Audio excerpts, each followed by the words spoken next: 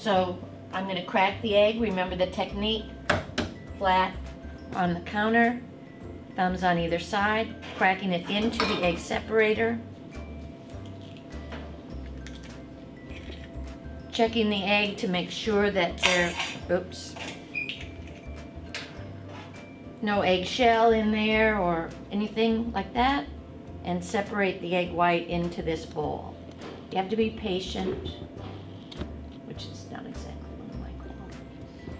There we go. Okay, so see the shilaza? So then this yolk is going to go into a separate bowl. This egg white, I look it over, no egg yolk in it, so it can go into the bowl that's going to have all egg whites. I'm going to go from clear to foamy to soft peaks to stiff peaks. At soft peaks, the bubbles are all about the same size and it's starting to get opaque. So it's white where you can't see through it. Next stage is stiff peaks.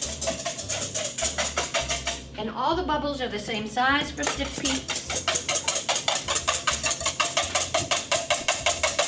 And for stiff peaks, for us to be sure that I've beaten it to stiff peaks, I have to turn the bowl upside down over my head and the egg whites should stay in the bowl. It's very scary.